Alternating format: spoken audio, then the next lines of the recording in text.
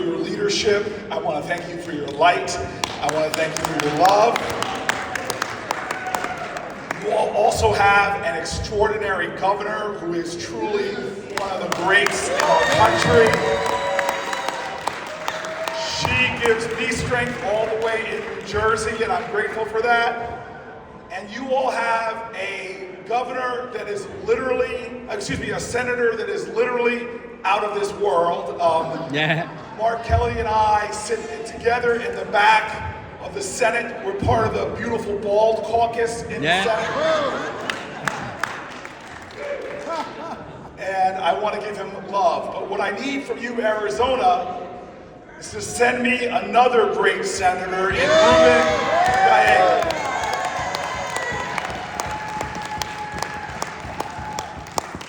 Now look, I'm going to try to preserve my voice, which means I'm going to try to be short, but I need to tell you all a confession. I just need to put it all out there. Because this shows you maybe some of my deficiencies. But I was on the floor of the Senate not too long ago. We were confirming an appointment by Joe Biden. Now, you may have heard of this person. Her name is Ketanji Brown Jackson. Now picture this, 99 senators had voted, and we were waiting for one more senator. One Republican was making the whole Senate wait, and so I'm up out of my seat, and I start pacing the floor. And I'm getting emotional because I know this is history. But I'm working very hard, I'm struggling because my staff will only allow me to have one public cry a month, and I had already had my cry for that month. And so as I'm sitting there struggling, pacing the floors of the Senate, this man comes over to me who has more titles than Newark Public Library, Reverend Dr. Senator Raphael Warnock. And he comes over to me and he's like, Senator Booker, looks like you're struggling. You need some prayer, man? And I'm like, yes, Brother Warnock, I need some prayer. And at that moment, the staffer runs over to us with a sense of urgency. And the staffer looks at the two of us, who were having an impromptu meeting of the bald caucus. Kelly was about to come over, I imagine. And the staffer says, the presiding officer would like to talk to you all.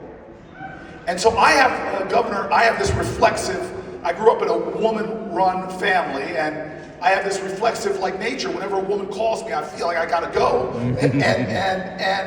And this woman happened to be the presiding officer, the Vice President of the United States, Kamala Harris. So you know that the Reverend and I went to see the presiding officer. Now, I don't know how it is in your state Senate, but in the United States Senate, the presiding officer sits at the highest point in the Senate. For all of you C-SPAN watchers, all 7 of you, okay, you all a bunch of political nerds, aren't you? I am too. You will see that when people approach the presiding officer and go up to talk to them, they kneel down, lean down. So here were Reverend Warnock and I bowing before the altar of Kamala Harris. And she goes, gentlemen, this is a really historic moment. Now, I know she was talking about Ketanji Brown Jackson, but being I'm like you, a political nerd, I also knew this was a historic moment because this was the first time in American history that 3 black people got together on the Senate floor. We were 3 of the only 7 ever elected to the United States Senate. But Kamala's about business. She says to us, gentlemen, this is such a historic moment. I want you to take a moment while we have this time to write a letter to a little girl somewhere and tell them how meaningful this moment in history is. And then she said, wait. And she went over to the desk she was sitting at and opened up this beautiful leather binder that had her schedule and her appointments in it, and opened it up, and she goes, I want you to write it on my stationery. And there were 2 pieces left of her stationery with her beautiful vice presidential seal on it, our vice presidential seal, and her name. And she hands it to the two of us. Warnock immediately puts his hand on me because he knew that was a cry moment. He goes, hold it together, brother boy. Now listen, this is the embarrassing part for me. Raphael Warnock is disciplined and dutiful. Went back to his desk and wrote his letter to his daughter. Now, I didn't immediately write him a letter because I'm thinking about who I want to write it to, because like J.D. Vance says about me, I'm one of these childless cat people. Who I think are just perfect. Grown. I think they're catastic. What do you call a guy like me who has no kids but still tells dad jokes? A faux pas.